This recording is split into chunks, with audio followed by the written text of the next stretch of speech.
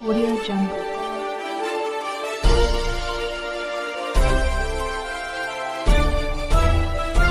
Audio Jungle. Chairman संघटनेचा उदगीरात नुकसान भरपाईसाठी न्याय मोर्चा. अतिवृष्टीमुळे राज्यात शेतकऱ्यांच्या पिकांचे मोठे नुकसान झाले असून शेतकऱ्यांवर अस्मानी संकट कोसळले असून पावसामुळे शेतकऱ्यांच्या सोयाबीन पिकांचे अतोनात नुकसान झाले आहे. शेतकऱ्यांना त्वरित पंचनामे न करता सरसकट नुकसान भरपाई द्यावी.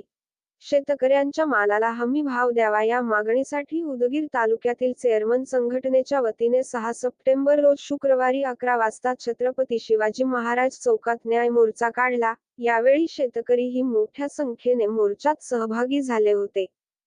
उदगीर तालुक्यातील प्रत्येक शेतकऱ्याला 2023चा सोयाबीनचा विमा मिळणार नाही.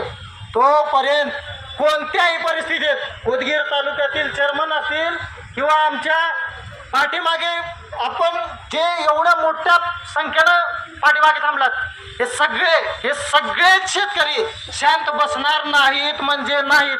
2023चा आणि आता अतिवृष्टीमुळे नुकसान झालेला 2400 पैसे, दोन्ही वर्षाचे पैसे आपल्या मंत्र्यांनी पाठपुरावा करून या ठिकाणी दिलेच पाहिजेत. आम्ही चर्चा करायला गेल्यानंतर आम्हाला म्हटलं की तुम्ही सगळेजण मुंबईला या, मुंबईला आपण चर्चा करू बसून. आता आम्हाला जर मुंबईच्या साहेबाला का बोलायचं कळलं असतं मामा तर चेअरमन झाले असतो का गावचा, मीच आमदार झाले असतो का नाही सांगा तुम्ही. आपण त्यांना निवडून कशासाठी दिला? आपले प्रश्न मुंबईला असतील, दिल्लीला असतील ना अजून कुठं असतील, आमचे प्रश्न तुम्ही मांडा म्हणून आपण त्यांना आपला प्रतिनिधी.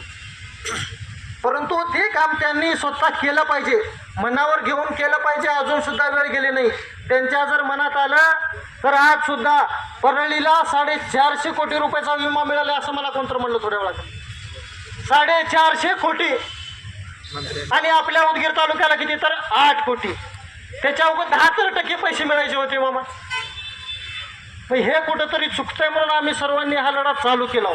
खरं तरी लढा संपलेला नाही. तर तुमच्या प्रत्येकापर्यंत येऊन सरकार जे आपल्यावर अन्याय करते हे कुठंतरी प्रत्येकानं स्वतः जाणीव झाली पाहिजे.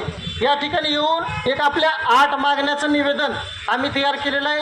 हे निवेदन थोड्या वेळात आम्ही जाऊन डिप्टी कलेक्टर साहेबाला देणार आहोत. तर ते निवेदन मी तुम्हाला वाचून दाखवतो की आपल्या प्रमुख 8 मागण्या आहेत.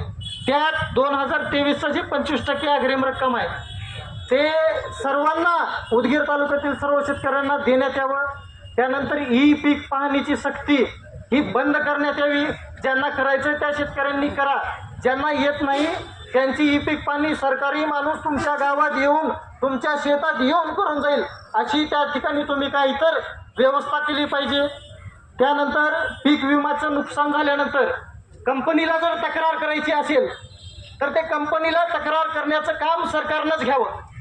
आता आपण प्रत्येकजण जर कंपनीला तक्रार करा म्हणलो तर या कंपनीकडे तेवढे माणसं आहेत का तालुक्यात काम करायला? शासनाकडे माणसं आहेत, कृषी अधिकारी आहेत, तलाठी आहेत, मंडळ अधिकारी आहेत, कृषी सहाय्यक आहेत. त्या कृषी सहाय्यकाला जर म्हणलं की अमुक अमुक गावात नुकसान झाले तर त्याचा अहवाल तुम्ही घेतला पाहिजे. कारण शासकीय माणूस म्हणतो म्हणजे ते तुम्ही खरंच धरलं पाहिजे. त्यानंतर 50,000 रुपये जे आपल्याला जाहीर झाले होते 2 वर्षापूर्वी, त्या 50,000 रुपयापासून वंचित असलेले तालुक्यात बरेच शेतकरी आहेत. दुसरी यादी आली, तिसरी यादी आली, चौथी यादी आली. फक्त याद्याच येत गेल्या. नंतर जो काही महाराष्ट्रात सत्ता बदल झाला त्याच्यामुळे थोडंसं थांबलं ते. नंतर आज सुद्धा KYC करा म्हणून आदेश येत आहेत, परंतु खात्यावर पैसे काही येत नाही. ते 50,000 रुपये कोणत्याही परिस्थितीत तात्काळ जमा करण्यात यावेत ही एक मागणी आहे. त्यानंतर हेक्टरी 5,000 रुपये सोयाबीनला जे अर्थसहाय्य लागू झाले त्या सोयाबीनच्या अर्थसहाय्यामधून पीक पाहणीची अट काढून टाकावी ही एक सरकारला आपण विनंती करत आहोत. त्यानंतर सोयाबीनला 8,000 रुपयाचा हमीभाव आणि तुरीला 10,000 रुपयाचा हमीभाव सरकारने तात्काळ 7 दिवसाच्या आत जाहीर करावा ही एक आपली मागणी आहे.